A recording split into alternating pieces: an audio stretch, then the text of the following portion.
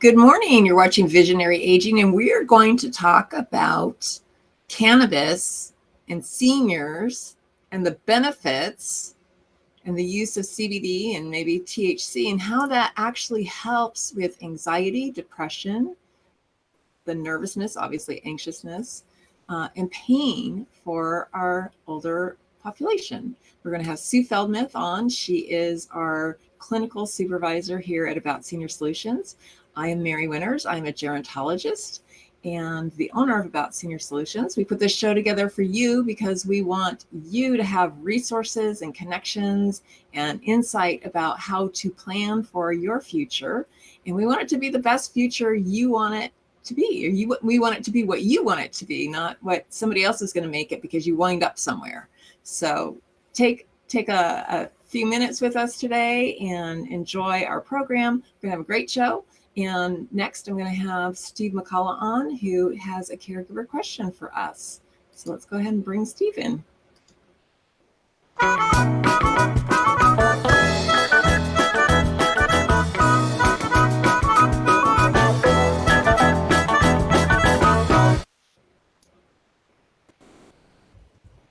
Hey, Steve. Good morning. How are you? Good morning. How are you? I'm good, thank you. Happy Friday. Happy Friday to you. So what kind of a question did we get today? So a question comes from one of our viewers.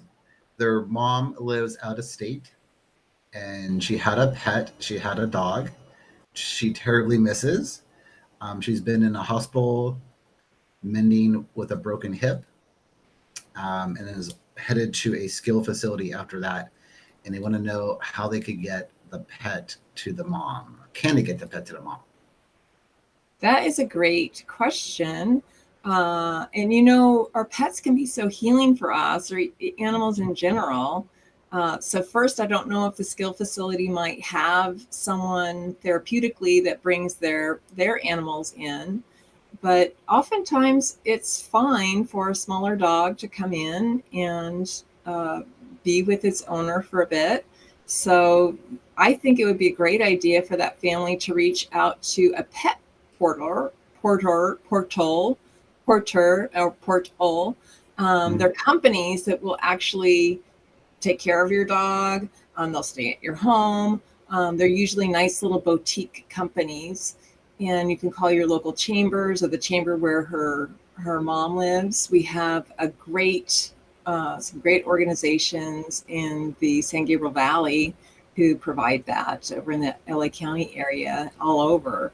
And they will pick your dog up, bring your dog to you, bring your dog back home, wherever her little dog might be housed right now. I don't know if he's with a neighbor or in a shelter, or but that person will actually pick the dog up and take the dog back and forth for visits. So that might be a nice opportunity for her to see her little pet and to have some healing time too.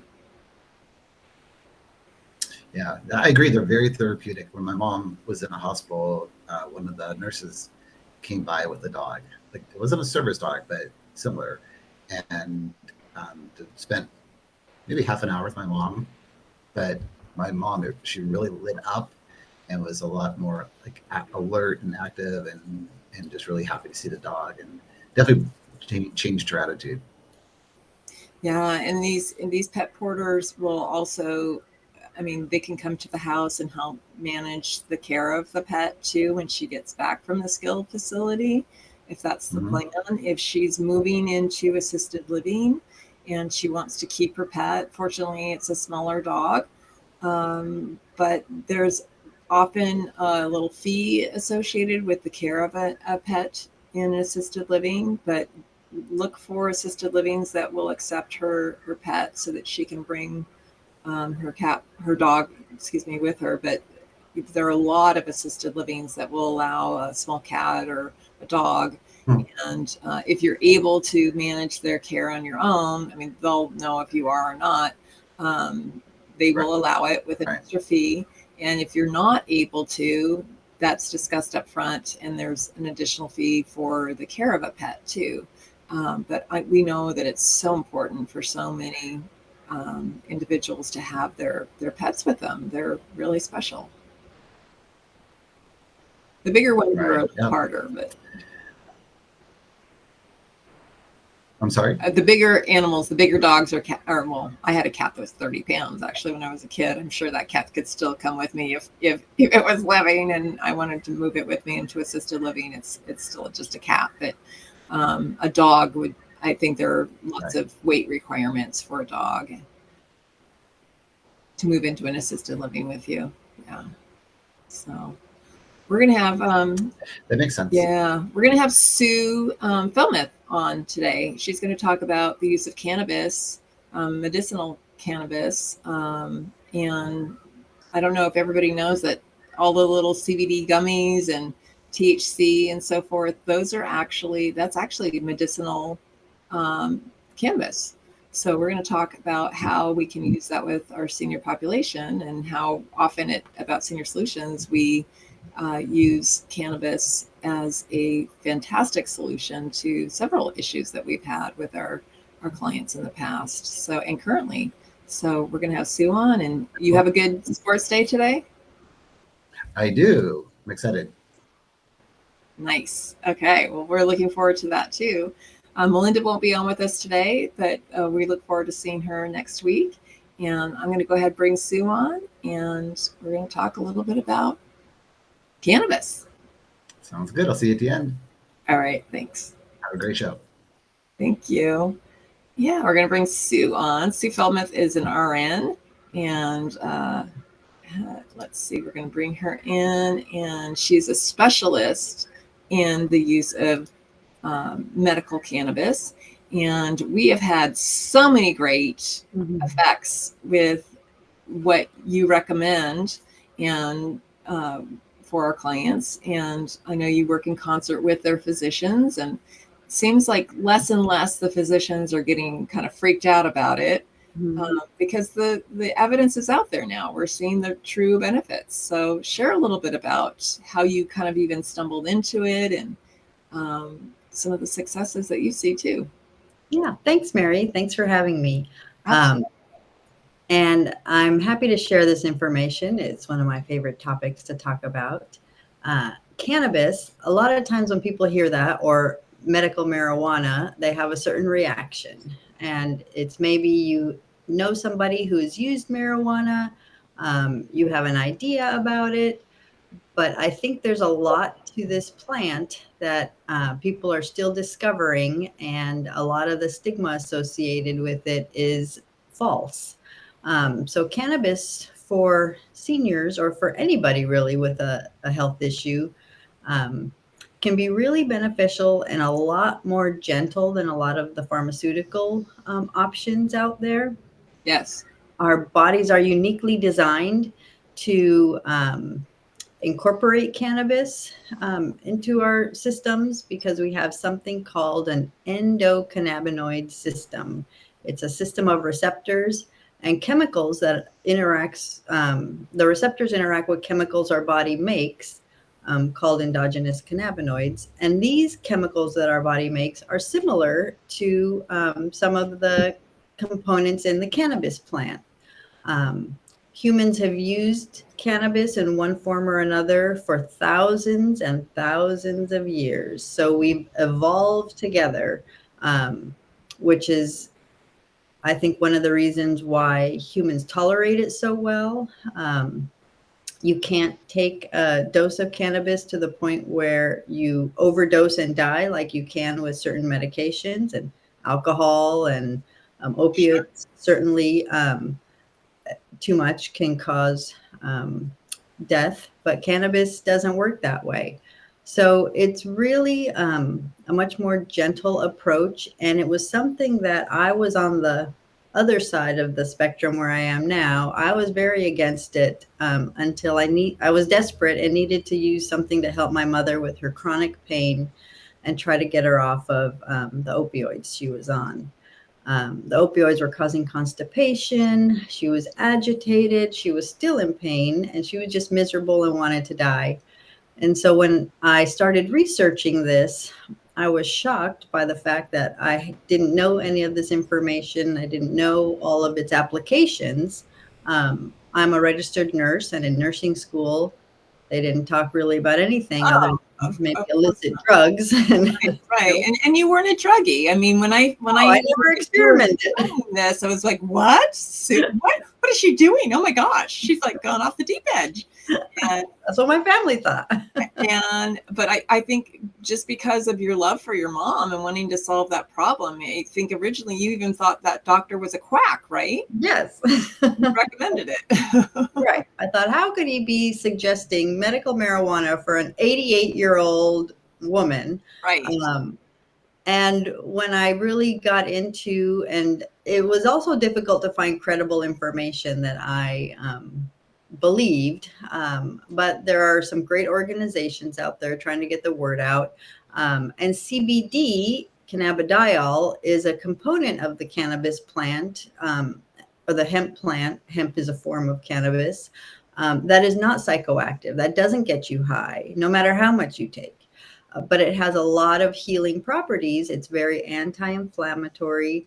It's a strong antioxidant. It can really help with decreasing anxiety. And so the more I got comfortable with that, I realized this is safer than what she's taking currently. And when you get a prescription, you don't think twice about it. Right. I mean, I think about the damage Oxycontin has done. I think about the psychotropics on our little frail senior bodies and how their function in their body changes and diminishes. And you just can't process it through your body like you could when you were younger. Not to mention, is it great for our bodies to begin with? To me, honestly, Sue, I feel like so many of these things, we have a check engine light that goes on in our body, and the doctor says, that's not a good thing. Let me go ahead and write a script or an order for this. And then we just cut the check engine light off. We don't look at what the source of the problem is, why the check engine light went on. It's just, let's just cut that light off and let me give you this. So I think the thing that I love so much about what you bring to us in the office too is we look at these out of the box kinds of solutions and how to make it safer and a better quality of life for our clients and the clients that you serve specifically with cannabis. Well, and you bring up, that's a great analogy, the check engine light, because that is the approach kind of to healthcare. Oh, something goes wrong, you have a symptom, let's give you something to fix it. And my approach, as I've gotten more and more into this, is CBD and cannabis, it's not a magic fix. It's not a cure-all for everything. And sometimes you have to look at the whole picture. How is the person sleeping? How are they eating? What kind of foods are they eating? Are they eating foods that are really just bad for them and making their situation worse, aggravating it? What's going on in their lives? Sometimes I'll have a client who says, my mother is just having such a hard time. She's so anxious. She doesn't want to come out of her room. She's very depressed. I think, can CBD help? I'm all, well, what's going on? Well, her husband of, 60 years died a month ago, and then they had to put their dog down, and now she's going to be moved into assisted living. And I think that's a lot of things. And any of us would be sad and depressed. Grieving, absolutely grieving. So sometimes you need to support them in other ways. CBD is not going to fix any of those issues. She just has to work through them, and maybe with spiritual support, and more family visits, something. But you can't stop the grieving process. But if down the road she needs a little bit of support and she's maybe not adjusting as well, maybe there is a place for CBD. But I think people think, here's a problem, this is going to be the solution. Right. And sometimes the solution is more complex than that. Right. Or there isn't a great solution. You're never going to bring her husband back. And she just has to learn tools of coping with that. But we've seen cannabis for more acute anxiety and stress, or especially agitation with people with dementia. Yeah. the alternative to cannabis are some really strong drugs. Seroquel comes to mind. They'll use some seizure medications off label and use it for agitation. And it just, Depakote, Seroquel, yes. even Ativan to sleep. Or Mhm. I'm sorry, I just don't have. I know there's a use in situations for medication, but I think understanding how to work with and guide somebody who has dementia and using techniques like cannabis are so much more effective and easier on our bodies too. Right. And with fewer side effects. And a Mm-hmm. lot of times those really kind of dampen a person's personality and they sedate them to the point where maybe it's hard for them to wake up the next morning. They're not engaging as well. Oh, And we don't really see that as much with CBD. The person is still there. They're just not quite they're a little calmer, not quite as agitated as before. And right. those medications, I understand if it's a desperate situation, you're going to reach for something that's going to help it now. If the person can get aggressive and violent. But I think it's worth still giving cannabis a try and adding that to the arsenal. And more often than not, that can do the trick once you find the right dose. And the Ativan and the Xanax and those things can always still be there as a backup, Mm-hmm. but hopefully their use can be decreased by adding some CBD to the mix. And dosing is tricky, and that's what people have a lot of questions about. Everybody's dose is different. Yes. And unlike the medications that come in standard dosage forms, you can't really do that as well with cannabis. Well, and let's also kind of step back a little bit, because what you're recommending is not smoking marijuana. What are the forms of the cannabis that you typically recommend, even though it may not be the same kind of dosing as medication, as a prescribed medication? Well, I'm glad you brought that up because now I take it for granted that people assume we're not talking about smoking. But when my mom's pain management doctor recommended it, that's the only way I knew of using cannabis back then. So, yes, we're not talking about smoking. Um, we are talking about using usually capsules or an oil that you administer with a dropper or a little syringe, or gummies.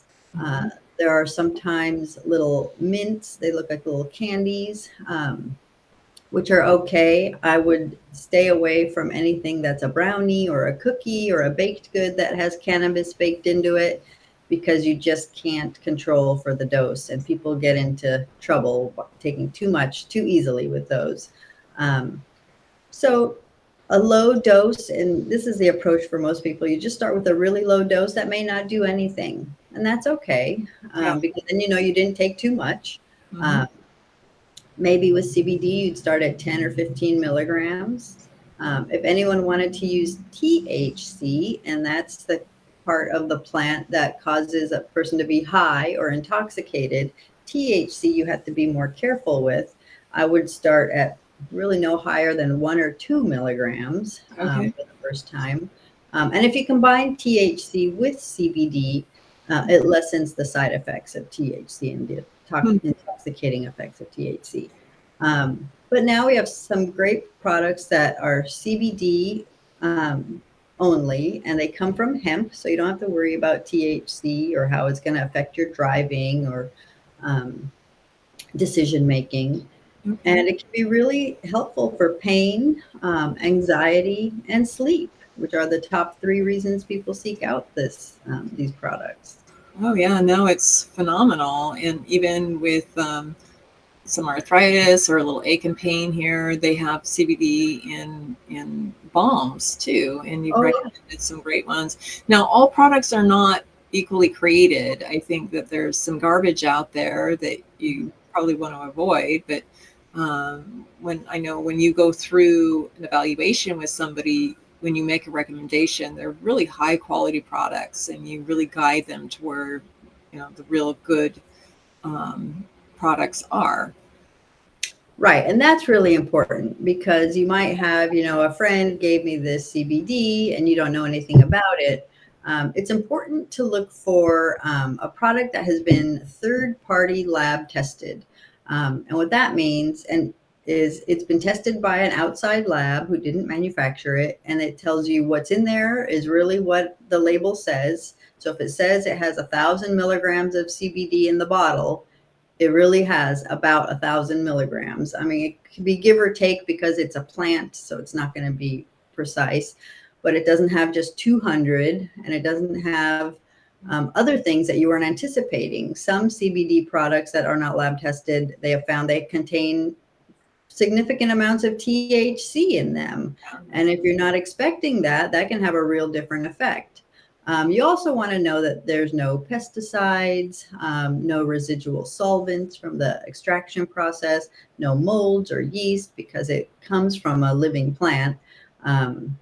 It's extracted from a living plant. You don't want any of that in your medicine. So that's what lab testing guarantees you, is that it has passed all those tests. And then you want a label that's easy to understand. How many milligrams am I getting in a serving? What is a serving? How can I measure it? What if I want to take half of a serving? Is that measurable? And so you want it to be a stable dose that is repeatable. And there's a lot of good products out there. And the U.S. Hemp Authority has a website. CBD and cannabis as a supplement or medication is not really regulated. The CBD formulations are more like vitamins and supplements. They're not FDA approved, but the U.S. Hemp Authority has established its own regulatory body, and they'll have a list of companies that they have vetted. So that could be a place to start for somebody to look for a product from one of those companies. But there's other good ones as well who don't necessarily want to pay the high fees to get the seal of approval of the U.S. Hemp Authority on their packaging. So just do some homework. Doctors, as you said, Mary, are a little bit more open to allowing their patients to explore and use CBD. Mm-hmm. Often they can't provide that much guidance, but just the fact that there are more of them that think it's an okay, safe thing to try has been a big step forward. Now, not all of them believe that, but that's a good step in the right direction. I think it's such great information, and I know we're kind of running short time-wise, but I feel like, well, first, I know I was able to just clip our phone number in here really quickly, so you can always call Sue for an evaluation, 626-359-0108. But let's just kind of walk quickly through the process, and then maybe a success story too. Because it's really made such an enormous difference for so many of our clients. And why don't you just kind of take people through the process of, this is how it starts with an evaluation. Okay, great. So when somebody contacts me, we set up a meeting. Usually it can be in person. I have an office in Pasadena, or by Zoom or on the phone. And I like to get a list of the medications that the person is taking. Often it's an adult child talking about their parent, or a person talking about themselves. So the list of medications is important. The symptoms that they're looking to treat, what their goals are. And then I just ask questions, strategize. If it's a person who can't swallow pills, then we might look at a liquid formulation. If it's a person who loves chocolate and will do anything for chocolate, then maybe we'll try to find something that's like a little chocolate candy to ensure that they'll take it. So that's usually how it works. And I give them some dosing guidelines, product guidelines, and say, start at this dose. If it doesn't work in a week, increase it to this dose. If that doesn't work in a week, increase it to this dose. And since I'm a nurse, not a doctor, these are my suggestions. People can experiment with them on their own as they want. But this is what I would do for myself or for my mother. Sure. to try to start at a dose that's low enough that's not going to get anyone into any trouble, especially if they're using THC. You want to avoid the side effects. Exactly. Then I follow up with them in about 4 to 6 weeks after they've been using it, and we see if we need to make adjustments. Nice. And let's share a quick story about one of the clients that we have. Well, we have a client who has had a lot of pain and some substance abuse issues. And sometimes people will shy away from cannabis if they have substance abuse issues because they think, well, I have an addictive personality or I've had an addiction. I don't want to try something else that's addictive. But CBD counteracts the addictive addiction-seeking behavior. And so we were giving it to this person to manage some chronic pain.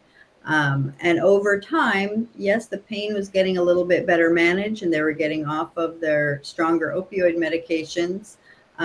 But also we were able to, for the first time, really wean the alcohol intake that the person was taking. Not 100%, but great improvements. Improvements, yeah. Which we're not able to achieve over the years with all sorts of different tactics. Right. So these products kind of work in the background, doing other things. Yeah, I mean, it was a very concerted effort, but he went from drinking as much as he could, like a fish, and I think he drank up to half a gallon of vodka a day, maybe a glass of wine, and he's down to having a couple glasses of wine. But we also figured that he was sundowning as his dementia was progressing, and so he's getting more anxious about thinking that he needed that wine or that vodka or whatever that might be. And as a result of going on CBD, it really helped to calm him more and not be so anxious about needing the drink, but knowing that he would get the drink. And we were just able to kind of monitor that to a level that was much more workable for his situation. And he's happy and it's not out of hand what he's drinking now. So it's really been extremely helpful. And he has some pain, but he doesn't complain of his pain. Right. It doesn't take over his life. Right. So I'm sure if you looked at it on a scale of, it's much more decreased. So kudos to you. Thank you for all the work that you do with our clients. It's amazing. I'm going to bring Steve back on and have him tell us more about the sports question of the day. And then we're also going to take a look at what's in the perk too. Hello. So tell us what it is. Sure. Today in sports history, the year was 1921. The location was Chicago, Illinois. And this is the day where the first baseball commissioner, Kennesaw Mountain Landis, handed out his decision, which banned 8 players from the Chicago White Sox permanently for life for betting. They were accused of throwing the 1919 World Series between the Chicago White Sox and the Cincinnati Reds. And there were a number of players that. So the White Sox owner was known for being very stingy with how he treated his players and how he paid his players. And so a number of players got together with a known gambler and decided to throw the series for $80,000. That was supposed to be split amongst a number of players. And on the first game, the second pitch of the first game, Chicago's pitcher, Eddie Chicote, hit the Cincinnati Reds player, and that was a signal to the gamblers that the fix was in. Ew. Supposedly there's a lot of that going on in sports these days, so that's very interesting. So it was interesting. Deal. And there was the ban also included a ban for the Major League Baseball Hall of Fame, and there was a player for the Chicago White Sox, Shoeless Joe Jackson, who was arguably one of the best players to ever play the game.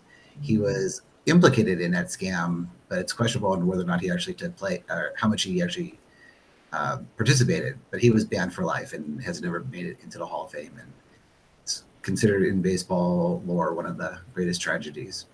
Oh, interesting. Yeah, that's a good one, Steve. Thank you. Yeah, let's go to the perk. If you are interested in receiving this for free, it's fun. It's a great way to print these out, maybe bring them to your loved one who might live home alone or in a community. And it's just, they're great little conversation starters, little ways to kind of think about something you hadn't really realized or known about. And so they're always interesting, kind of odd days. We had Spider-Man Day on Monday, and today is Global Forgiveness Day. We have a little pun there. You can see, I'll read that out for you. While listening to the prisoner as he kept repeating how sorry he was for his crime, it became clear that he was very contrite. Contrite. I don't know. They're not always the best puns. And then we always have, there's a great word search too. So just fun for the kids, fun for anyone. So we have that for free. If you're interested in picking that up, we will send that to you. If you call and talk to Ginny, she'll send that over to you. 626-359-0108, and we'll just send that out to you monthly for free, and you can enjoy that with whoever you might have fun with. But yeah, some of the days are pretty peculiar, and some of the facts are pretty interesting or odd, but things that you never would have thought of. So they're somewhat stimulating and kind of fun. Yeah, definitely. So it shouldn't be as hot as it was last week, but I think it's going to be hot still. It is August after all. We're in the mist. Exactly. Holidays. Yes. So everyone have a great weekend and be safe. And we will see you next week with another fabulous resource. Who knows? Maybe Sue will be back. Soon. Well, definitely sooner than later. Stay hydrated. Lots to share. Thank you. Yes, stay hydrated.